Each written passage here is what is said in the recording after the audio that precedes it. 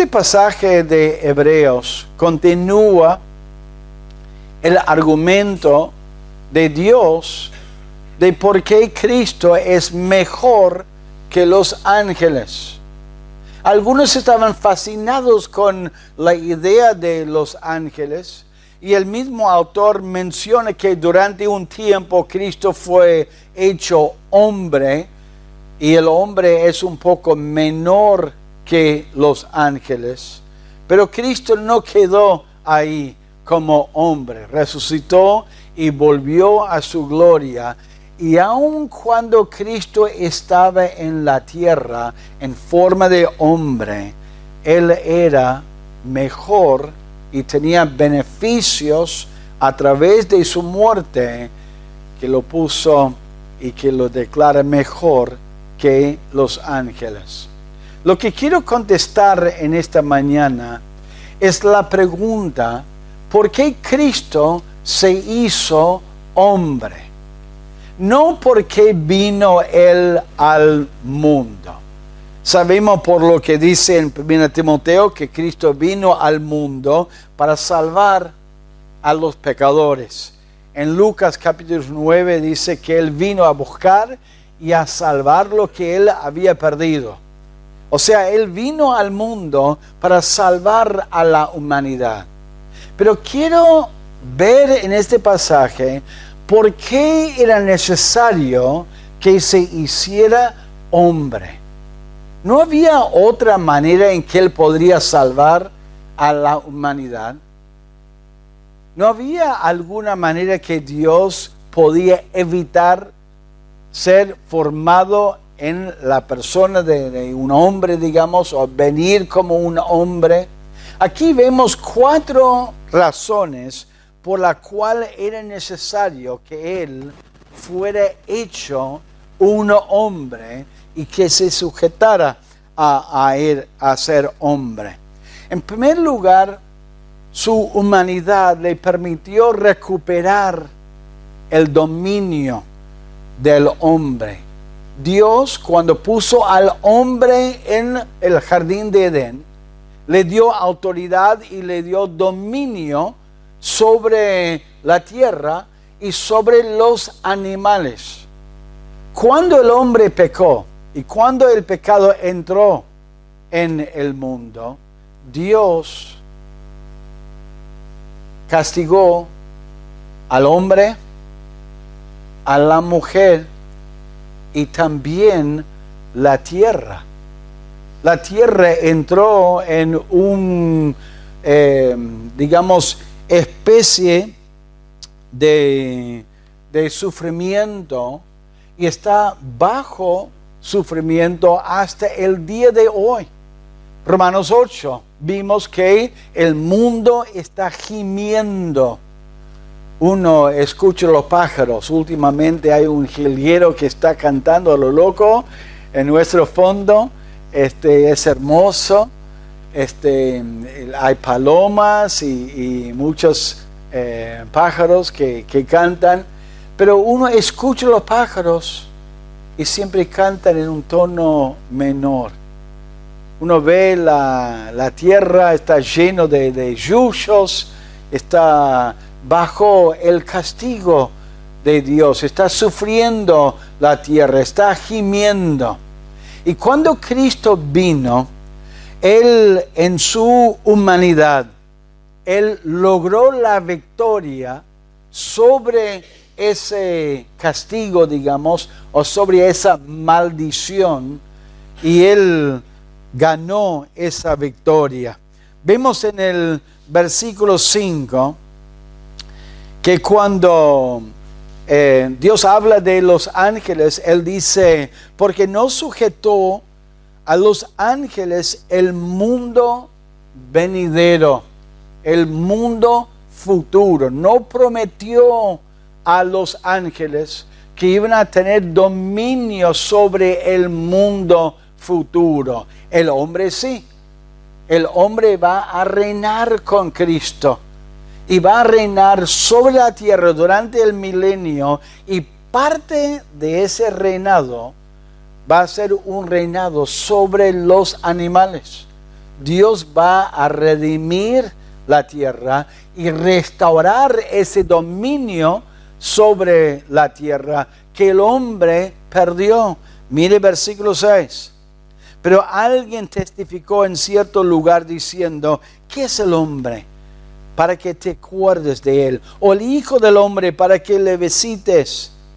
Le hiciste un poco menor que los ángeles, le coronaste de gloria y de honra y le pusiste sobre las obras de tus manos, o sea, en autoridad, en dominio sobre las obras de tu mano. Todo lo sujetaste bajo sus pies, porque en cuanto le sujetó todas las cosas, nada dejó que no sea sujeto a él. Estaba bajo el dominio del hombre. Y cuando Cristo vino, su obra de redención ganó la victoria y recuperó ese dominio. Algunos dirían: pero pastor, si él recuperó ese dominio, ¿por qué no lo vemos ahora? Al contrario, vemos todavía el sufrimiento de la caída del hombre. Vemos enfermedades. Escuchamos de gente con cáncer. Escuchamos con situaciones de mucho sufrimiento. Vemos la tierra todavía sufriendo. Lo vemos por fe, ese aspecto de la redención. Y que un día Dios va a recuperar eso y vamos a disfrutar de ese dominio. Mire versículo 8, dice: pero todavía no vemos que todas las cosas le sean sujetas. Todavía no hemos entrado en ese gozo de esa sujeción de los animales. Un día lo veremos. Un día vamos a participar de ese dominio, donde, como dice la Escritura, el león va a acostarse al lado del cordero. El mundo va a cambiar. Cuando Cristo vino a la tierra, vimos un poco su dominio sobre los animales. La pesca milagrosa. Cristo hizo que los peces se juntaran en ese lugar, que tiraran las redes y juntaban todos esos peces. Lo que yo pido cada vez que voy a pescar, que Dios me dé muchos peces, ¿no? Él tenía ese dominio. Él tenía dominio sobre el pollo, digamos, o la gallina. Le decía a Pedro que la gallina no iba a cantar hasta que él lo haya negado al Señor 3 veces. Y cuando Pedro le negó al Señor 3 veces, Cristo hizo que el gallo cantare.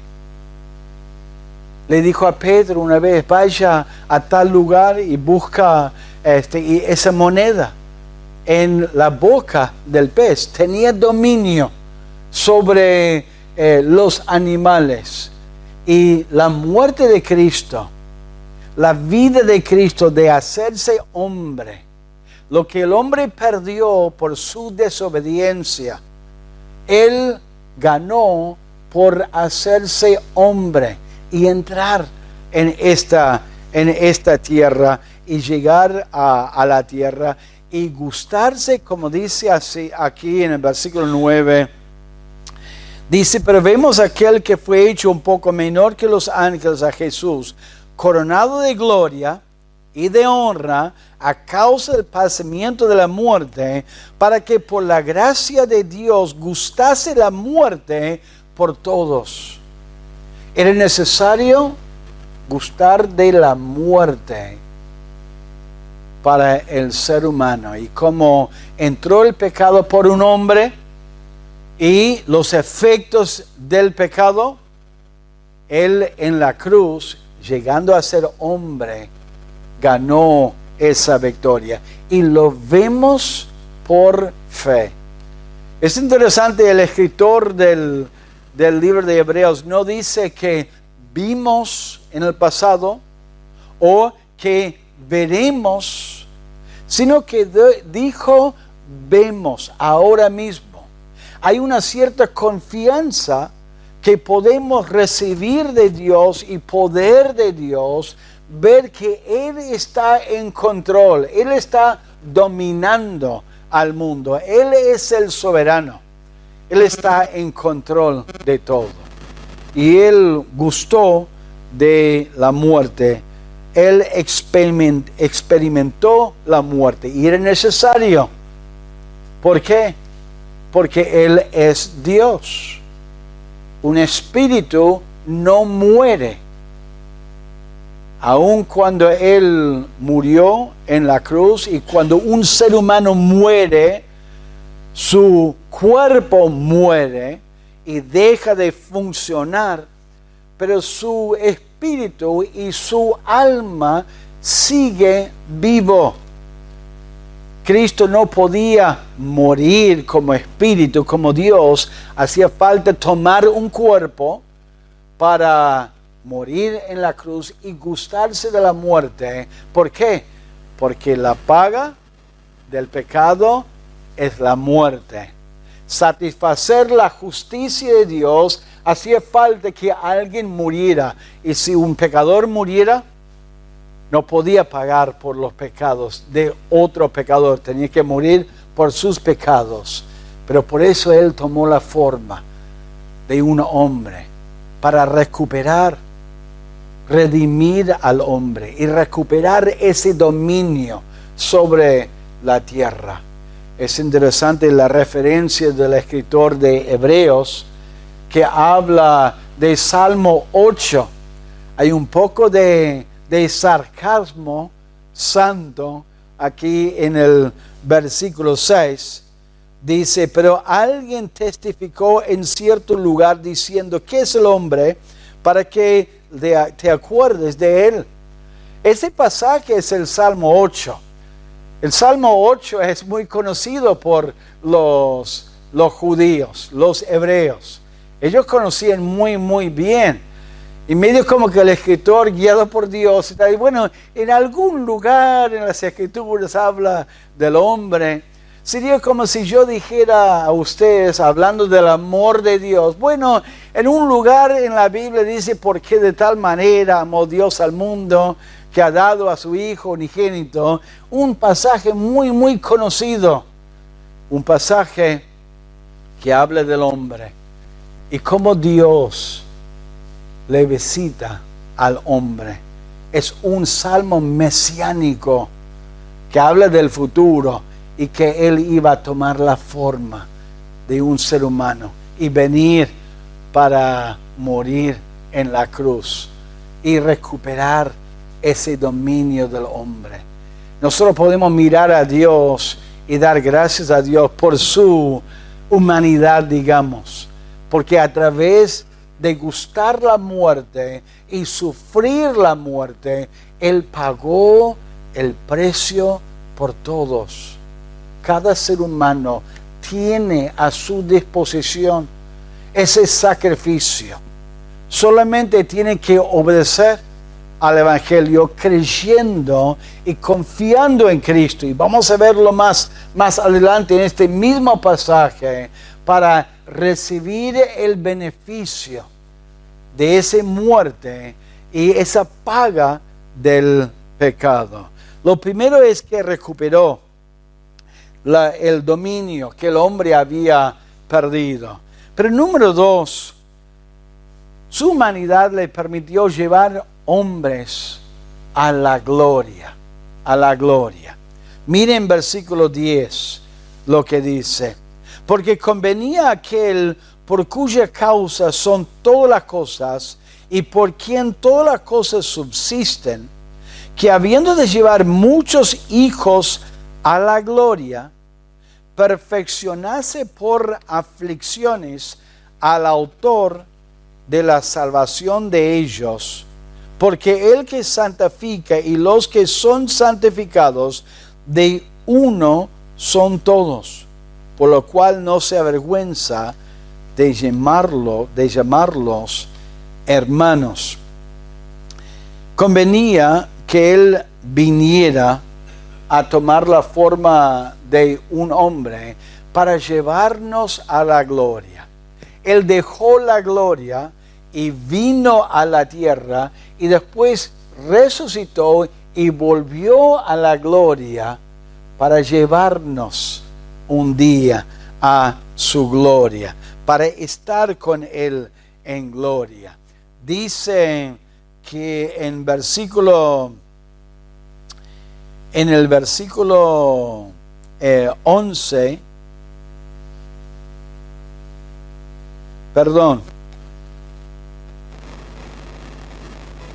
en versículo 10, perfeccionase por aflicciones al autor de la salvación de ellos. Esa palabra autor se traduce pionero, es la idea de un pionero. Es uno que abre el camino para que otros le sigan. Él dejó la gloria y vino a la tierra y volvió a la gloria para ser el pionero, para ser el que lleva a los que redimió, los que creen en su muerte y reciben la salvación, para ser el pionero de salvación y llevarlos a la gloria.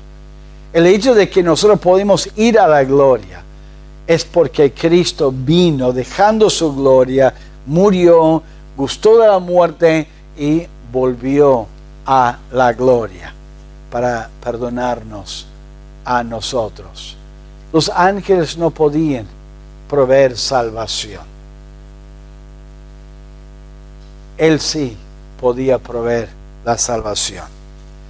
Él no vino a salvar y no salvó a los ángeles. Él salvó a los hijos de Abraham, que vamos a leer en unos minutos. Él abandonó la gloria y Él lleva a la gloria como pionero, como autor de la salvación. ¿Usted tiene esa esperanza de gloria? ¿Tiene esa seguridad en su corazón que va a ir a la gloria? El hecho de que Él lo hizo y logró esa salvación nos comunica y nos transmite esa posibilidad, pero era necesario que se hiciera hombre. Ahora, esa frase o esa palabra, que se perfeccionase por medio de las aflicciones, por ahí a algunos le preocupa, porque uno diría, pero ¿cómo? ¿Le faltaba algo? ¿Necesitaba algo Cristo? No, Él es completo.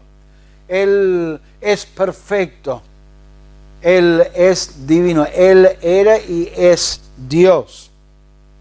Es la idea de completarlo en el sentido de que Él experimentó el sufrimiento y luego vamos a ver cómo Él comunica a nosotros esa confianza porque Él sufrió en la cruz y que Él pasó por ese tiempo de sufrimiento para ser perfeccionado, completo en ese sentido del sufrimiento. ¿Cuánto más nosotros como seres humanos podemos aprovechar y necesitamos el sufrimiento? ¿Cuánto podemos aprender del sufrimiento? Él logró la salvación. Él sintió a través de la muerte y la humanidad experiencias como la traición, como el abuso físico. Él experimentó ese maltrato, la hipocresía y la mentira. A través de eso Él logró la salvación y nos puede santificar a nosotros. Pero hay otro ventaja, otro beneficio de que Él haya sido hecho hombre, que Él, a través de su muerte y resurrección, desarmó el diablo con su poder y dominio sobre el hombre en cuanto a la muerte. A través del engaño de Satanás entró la muerte sobre el ser humano. Y el ser humano, desde el tiempo antiguo, ha tenido mucho temor, mucho terror de la muerte. Por eso el ser humano, cuando le dan una sentencia, digamos, de muerte, le da terror y hace todo lo posible para evitar la muerte. Miren lo que dice en el versículo 14. Así que por cuanto los hijos participaron de carne y sangre, Él también, Cristo, participó de lo mismo. ¿Con qué fin? ¿Con qué propósito? Para destruir por medio de la muerte al que tenía el imperio de la muerte. Eso es, al diablo. Y librar a todos los que por el temor de la muerte estaban durante toda la vida sujetos a servidumbre. La muerte de Cristo destruyó el dominio de Satanás. ¿En qué sentido? Se puede destruir algo haciéndolo, aniquilándolo, digamos, o se puede destruir de otras maneras. Las bombas. Cada año descubren alguna bomba de la Segunda Guerra Mundial ahí en Europa y tienen que destruir esa bomba. ¿Y cómo lo destruyen? Se puede hacer explotar una bomba para destruirlo, o se puede entrar en la bomba y sacar alguna pieza que lo desactiva y está destruido. En ese sentido, Cristo destruyó al diablo en el sentido de desactivar ese dominio del terror de la muerte sobre el ser humano. Miren 2 Timoteo capítulo 1, 2 Timoteo capítulo 1, versículo 9 dice: ¿Quién me salvó, nos salvó y llamó con llamamiento santo, no conforme a nuestras obras, sino según el propósito suyo y la gracia que nos fue dada en Cristo Jesús antes de los tiempos de los siglos, pero que ahora ha sido manifestada por la aparición de nuestro Salvador Jesucristo, el cual quitó la muerte y sacó a luz la vida y la mortalidad por el Evangelio.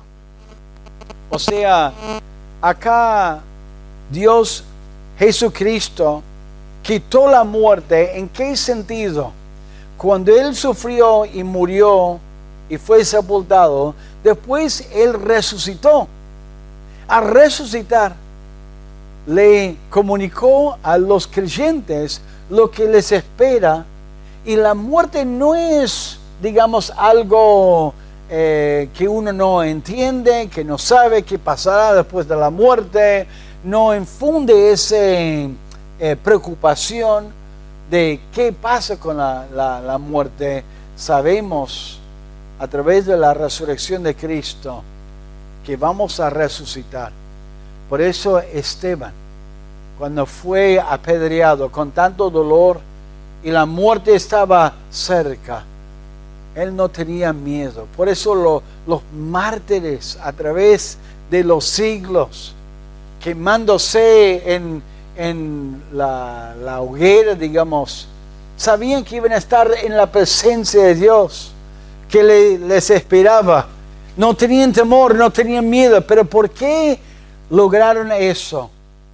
Porque Cristo vino, tomó la forma de un ser humano, y Él murió y resucitó y sacó a luz el misterio de lo que pasaba después de la muerte. Por eso era necesario que Él se hiciera hombre y que viniera a la tierra. Así es uno de los beneficios. Nosotros miramos nuestros cuerpos que se van desgastando. Nos damos cuenta que la muerte se nos acerca y esperamos que sea muchos años hasta que tengamos que dejar este mundo. ¿Cuántas personas famosas, por temor de la muerte, hacen todo lo posible para extender la vida? ¿Por qué? Porque no quieren morir. Tienen miedo, están pensando qué va a pasar cuando me muera. Hay un beisbolista en Estados Unidos que tenía un montón de plata, hizo un tratamiento especial con el hielo y todo para congelar su cuerpo, esperando que un día descubrieran cómo curar ciertas enfermedades y que podría revivir su cuerpo. Está muerto el cuerpo, su alma, su espíritu ya fue a Dios. No es posible que el ser humano resucite ese cuerpo, pero sí, Dios sí lo va a resucitar y va a tener que rendir cuentas a Dios. Para el creyente, el arma de miedo que el diablo usaba para infundir temor y miedo sobre la humanidad ya está destruido, ya está inútil para con el creyente, porque esperamos entrar y sabemos que vamos a entrar los verdaderos hijos de Dios en la presencia de Dios y confiamos en eso. Y por último, el hecho de ser humano, digamos, su humanidad, le permitió a Él compadecerse con nosotros, con el pueblo de Dios. Miren en Hebreos capítulo 2, en versículo 17 y 18.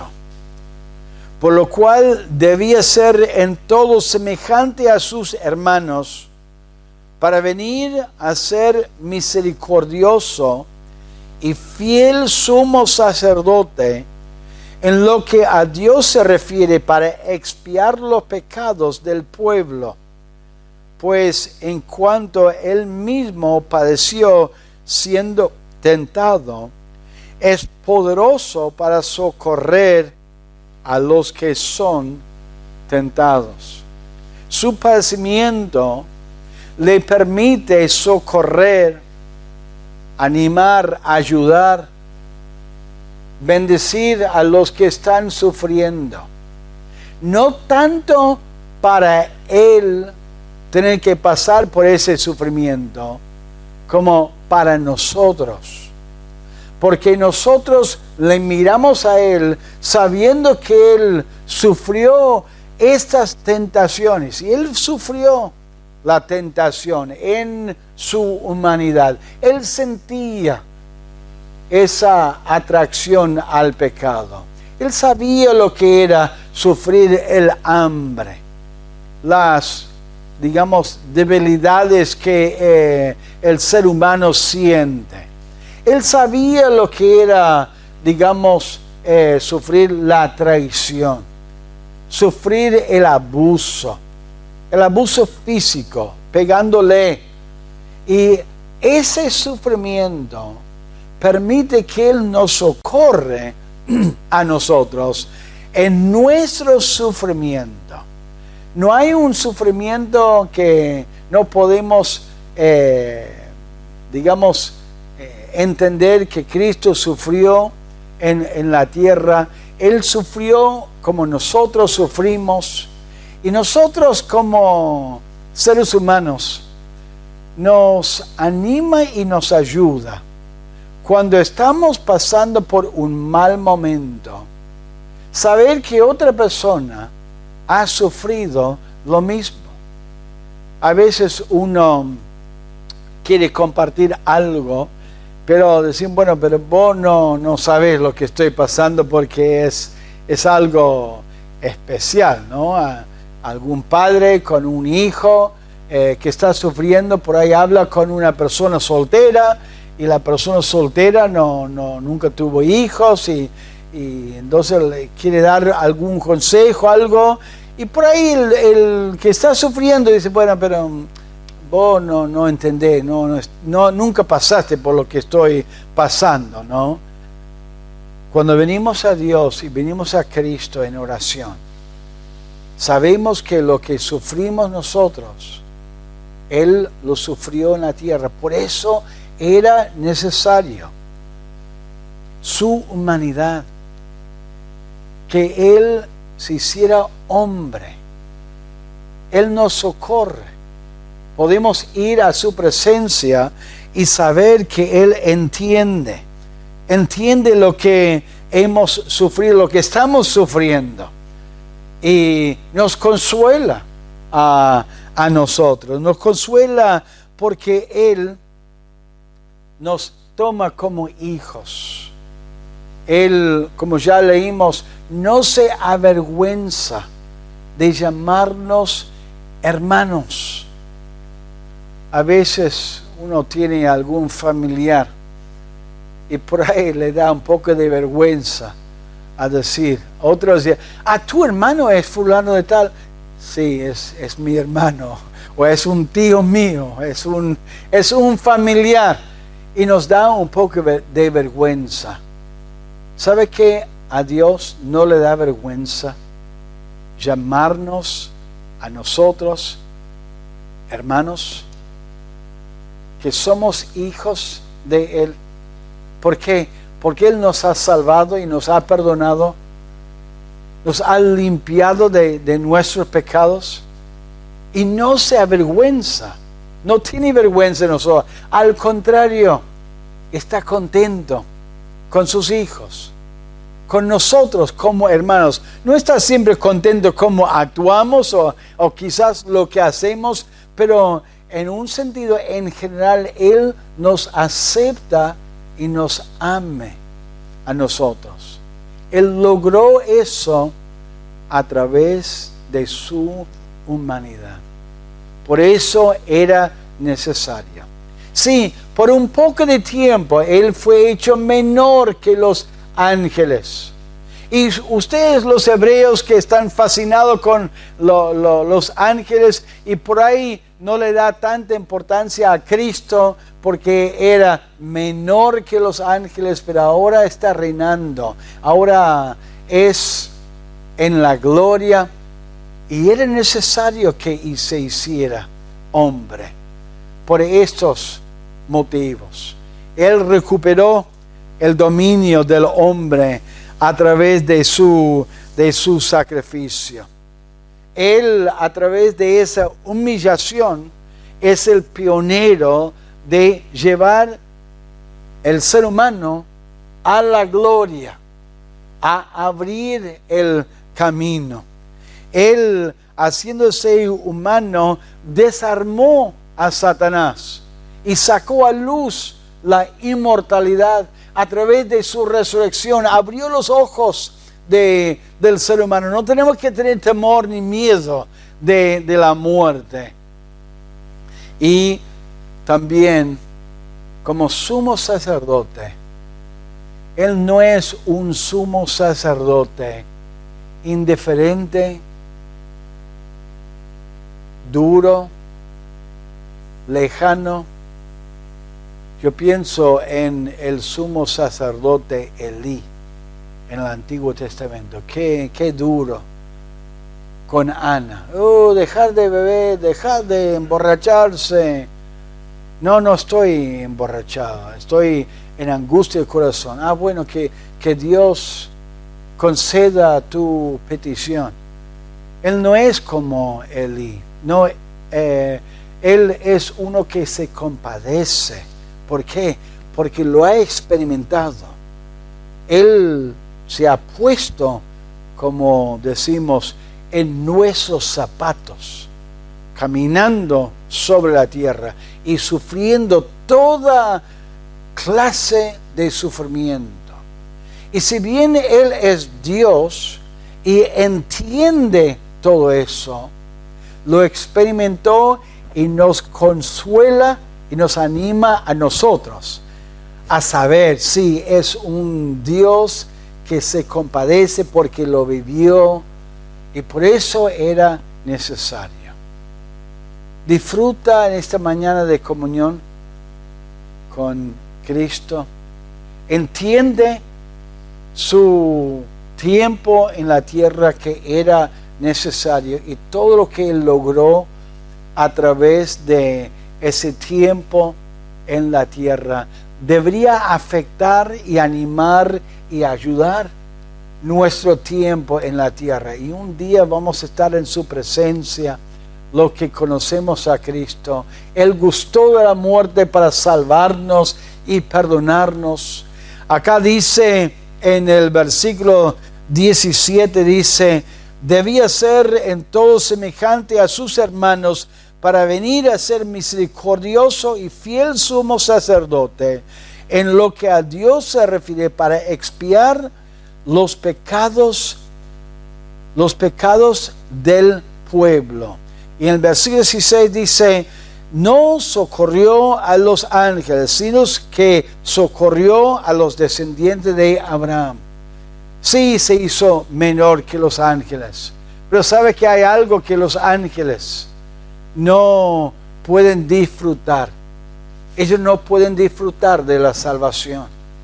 Una tercera parte de los ángeles cayeron en rebeldía y cayeron del cielo a la tierra y van a sufrir toda la eternidad por su rebeldía. Dios no proveyó redención, salvación para ellos. Para el hombre sí, para el ser humano sí. Dios nos ha redimido si conocemos a Cristo y confiamos en Él. Él ha perdonado todos nuestros pecados y Cristo ofrece esa salvación para la humanidad. Es un privilegio para nosotros que Cristo se haya hecho hombre y que vivió un tiempo un poco más abajo de los ángeles.